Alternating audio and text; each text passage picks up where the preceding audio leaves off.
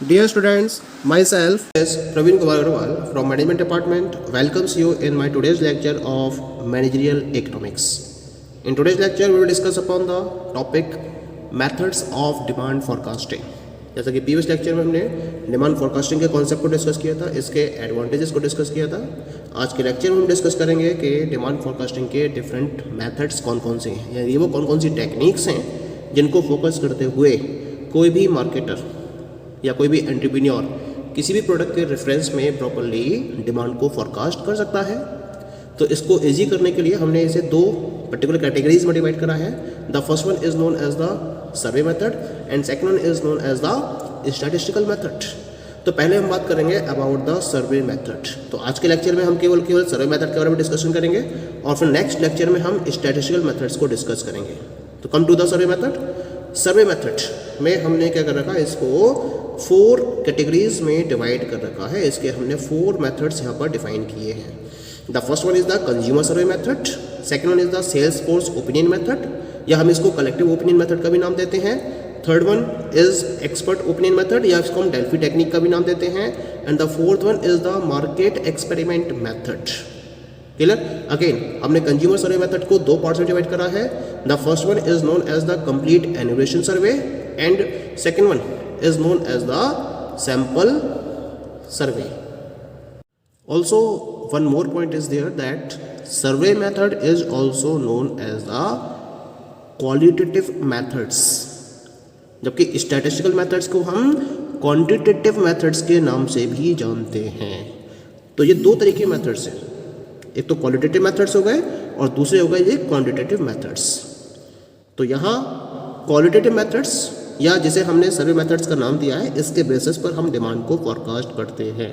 केवल फीचर्स या क्वालिटी को कंसीडर किया जाता है और इसके बेसिस पर हम डिमांड को फोरकास्ट करते हैं। जबकि स्टैटिस्टिकल मेथड में हम क्या करते हैं, क्वांटिटी को कंसीडर करते हैं, यानी कि जो पास्ट डेटा हमारे पास अवेलेबल होता है उस पास्ट डेटा को ध्यान में रखते हुए डिमांड को प्रॉपर्ली फोरकास्ट किया जाता है। तो इसी वजह से आज के लेक्चर में केवल मैं सर्वे मेथड यानी कि जो क्वालिटी है उसको ध्यान में रखते हुए हम डिमांड को फोरकास्ट करते हैं। इसी वजह से इसको क्वालिटेटिव मेथड में कंसीडर किया जाता है। Let us come to the very first one and this is known as the consumer survey method. क्या मतलब होता है कंज्यूमर सर्वे मेथड का? यहाँ हम सर्वे को कंडक्ट करते हैं। कंपनी का एक रिसर्च डिपार्टमेंट अवेलेबल रहता है, जैसे हम रिसर्च एंड डेवलपमेंट डिपार्टमेंट के नाम से जानते हैं। और ये जो डिपार्टमेंट है ये डिफरेंट टाइप के सर्वेज को फॉलो करता है और उनके बेसिस पर एनालिसिस करता है कि फ्यूचर में प्रोडक्ट की डिमांड कितनी होगी। और इस सर्वे में जो सबसे पहला सर्वे होता है वो होता है कंज्यूमर्स के ऊपर, यानी कि कंपनी के जो भी पोटेंशियल कंज्यूमर्स हैं या जो एग्जिस्टिंग कंज्यूमर्स हैं उनको ध्यान में रखते हुए कंपनी सर्वे करती है, अपना एक क्वेश्चंस का सेट तैयार करती है जिसे हम क्वेश्चन का नाम देते हैं, ठीक है। और उस पर्टिकुलर लिस्ट ऑफ क्वेश्चंस के बेसिस पर कंज्यूमर से प्रॉपर डिस्कशन किया जाता है कि फ्यूचर में वो इस प्रोडक्ट के रेफरेंस में कितनी क्वांटिटीज़ को परचेज करने में इंटरेस्टेड रहेंगे और उसके बेसिस पर फ्यूचर में प्रोडक्ट की कितनी क्वांटिटीज़ की डिमांड रहेगी इसको फॉरकास्ट किया जाता है। तो हम इस मेथड को कंज्यूमर सर्वे मेथड का नाम देते हैं। अब ये 2 तरीके के होते हैं, एक तो होता है कंप्लीट एनुमरेशन सर्वे और दूसरी कहलाती है that is known as the sample survey. तो क्या मतलब होता है कंप्लीट एनुमरेशन सर्वे का और क्या मतलब होता है सैंपल सर्वे का? मान लीजिए कि जो भी आपके टारगेटेड ग्रुप ऑफ कस्टमर्स हैं, तो जो total number of targeted group of customers हैं आपके, वो कहलाएंगे आपकी पॉपुलेशन। और आप उस पॉपुलेशन में जितने भी कस्टमर्स इन्वॉल्व हैं या इंक्लूडेड हैं, अगर हर कस्टमर को इंक्लूड करते हुए अपने सर्वे को कंप्लीट करते हो तो हम इसको नाम देंगे complete enumeration survey. It means that when each and every item of the population is included in the survey then this method is known as the complete enumeration survey method. हर item को include किया जाता है, जितने भी consumers हैं उनको include किया जाता है। मान लीजिए कि आप एक टाउन में अपने प्रोडक्ट को सेल करना चाहते हैं और उस टाउन की टोटल पॉपुलेशन है 2 लाख। तो 2 लाख क्या हो गया आपका पॉपुलेशन साइज। और जब आप 2 लाख लोगों को इंक्लूड करते हुए अपना सर्वे कंप्लीट करते हो तो हम इसको कंप्लीट एनुमरेशन सर्वे का नाम देंगे। लेकिन जब आप सारे कस्टमर्स को लेकर चलोगे तो ये एक बहुत लेंथी प्रोसेस होती है, टाइम भी बहुत लगेगा, इसमें पैसा भी बहुत खर्च होगा, ठीक है। रिजल्ट भले ही अप्रोप्रिएट आएगा लेकिन इसमें टाइम बहुत खर्च होगा, पैसा भी बहुत खर्च होगा, रिसोर्सेज भी बहुत ज़्यादा इन्वेस्ट होंगे, ठीक है। लेकिन इतना ज़्यादा टाइम आपके पास अवेलेबल होता नहीं है। आपको with in a short period of time analyse करना होता है फ्यूचर में प्रोडक्ट की डिमांड कितनी होती है। तो उसके लिए आप कंप्लीट एनुमरेशन सर्वे का यूज़ ना करके सैंपल सर्वे का यूज़ करते हो। और जो मोस्ट ऑफ द ऑर्गेनाइजेशन है, या मैं कह सकता हूँ कि मैक्सिमम नंबर ऑफ ऑर्गेनाइजेशंस, चाहे वो स्मॉल रिसोर्सेज के साथ में है या फिर लार्ज रिसोर्सेज के साथ में है, वो सैंपल सर्वे के बेसिस पर ही कंज्यूमर सर्वे मेथड को अप्लाई करती हैं। सैंपल सर्वे में क्या होता है? सैंपल सर्वे में हम क्या करते हैं, जो टोटल पॉपुलेशन है उसमें से कुछ नंबर ऑफ कस्टमर्स को एक सेट पैटर्न के बेसिस पर अलग कर लेते हैं और केवल उन्हीं पर्टिकुलर कस्टमर्स के ऊपर अपना सर्वे फॉलो करते हैं। तो इसको हम सैंपल सर्वे का नाम देंगे। जैसे मान लीजिए कि पॉपुलेशन साइज है 2 लाख का, अब उस 2 लाख में से आपने 20,000 कस्टमर्स को अलग कर लिया, सेपरेट कर लिया, और आपने डिसाइड करा कि केवल इन्हीं 20,000 कस्टमर को लेकर आप अपने प्रोडक्ट के रेफरेंस के रिलेशन में उनसे क्वेश्चंस पुटअप करेंगे या उनके ऊपर एक सर्वे करेंगे, तो हम इसको सैंपल सर्वे का नाम देते हैं। तो इस तरह से 20,000 लोगों पर जो आप सर्वे कंडक्ट करेंगे उसके बेसिस पर जो भी रिजल्ट्स एनालाइज होंगे या जो रिजल्ट्स आपको ऑब्टेन होंगे उनको एज इट इज आप इम्प्लीमेंट कर दोगे ओवर 2 लाख पर्सन्स। और आप एज्यूम करोगे जो 20,000 पर्सन्स का बिहेवियर है वो 2 लाख को रिप्रेजेंट कर रहा है, तो हम इसको नाम देंगे सैंपल सर्वे मेथड। क्लियर हो गया? तो इस तरह से कंज्यूमर सर्वे मेथड को फॉलो करते हुए कंपनी क्या कर सकती है, अपने फ्यूचर के रिगार्डिंग डिमांड को प्रॉपर्ली फोरकास्ट कर सकती है in the present scenario. Point clear हो गया?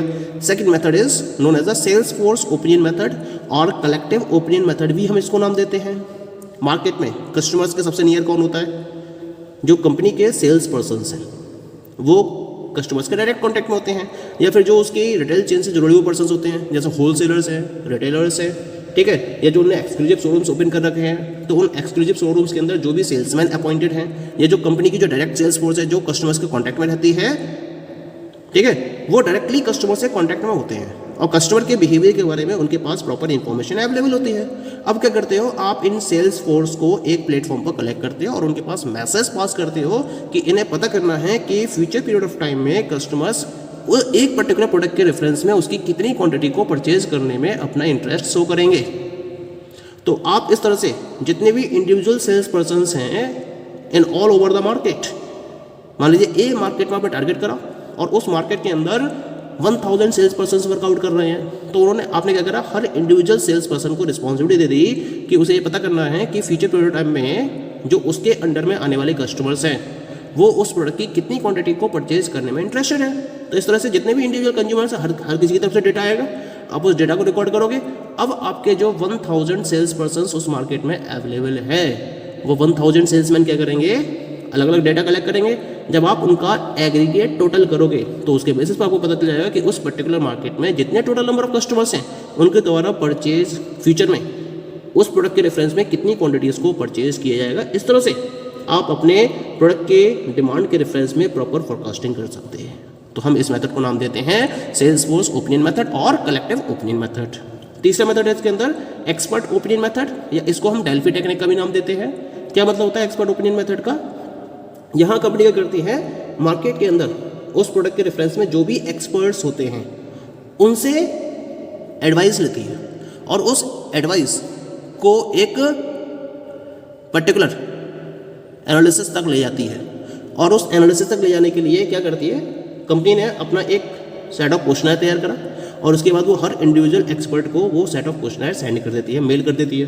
ठीक है, मेल करने के बाद क्या होता है, मेल करने के बाद हर एक्सपर्ट से उसके रिगार्डिंग ओपिनियन ली जाती है। अब हर एक्सपर्ट की ओपिनियन उसके पास आ जाती है। अब जब जो ओपिनियन उसके पास आ गई, हर किसी के पास उन ओपिनियंस को फिर से फॉरवर्ड कर दिया जाता है। अब हर कोई एक दूसरे की ओपिनियन को स्टडी करता है और फिर एक कॉमन ओपिनियन को प्रेजेंट करता है, और इस तरह से ये रिपीटेड वे में स्टेप्स फॉलो होते चले जाते हैं। और ये स्टेप्स तब तक चलते हैं जब तक कि हर किसी की एक ओपिनियन नहीं आ जाती है। और जब ओपिनियन कॉमन हो जाती है, सेम ओपिनियन हो जाती है, तो उसके बेसिस पर उस पर्टिकुलर रिजल्ट को फोरकास्टेड डिमांड के रूप में एक्सेप्ट कर लिया जाता है। Okay, and the last one is the market experiment method.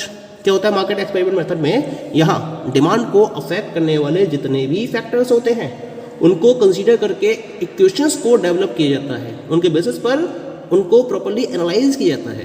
क्योंकि हम क्या करते हैं, मार्केट के अंदर प्राइस और क्वांटिटी डिमांडेड को इंक्लूड करते हैं, लेकिन क्वांटिटी डिमांडेड के और भी बहुत सारे फैक्टर्स हैं जिनके बेसिस पर क्वांटिटी डिमांडेड पर इफेक्ट पड़ता है, जैसे price of the related goods, economic factor, sociological factors, political factor, technological factor, बहुत सारे फैक्टर्स हैं जिनका इफेक्ट क्वांटिटी डिमांडेड पर पड़ता है। तो मार्केट एक्सपेरिमेंट मेथड में इन सारे फैक्टर्स को इंक्लूड किया जाता है, इन सबको काउंट किया जाता है और फिर हर एक फैक्टर के इफेक्ट को ध्यान में रखते हुए क्वांटिटी डिमांडेड को कैलकुलेट किया जाता है और फिर जो हर अलग अलग फैक्टर्स के अकॉर्डिंग जो क्वांटिटी डिमांडेड कैलकुलेट होती है उसका एक एवरेज काउंट करके डिमांड को प्रॉपर्ली फोरकास्ट कर लिया जाता है। तो इस मेथड को हम नाम देते हैं मार्केट एक्सपेरिमेंट मेथड का।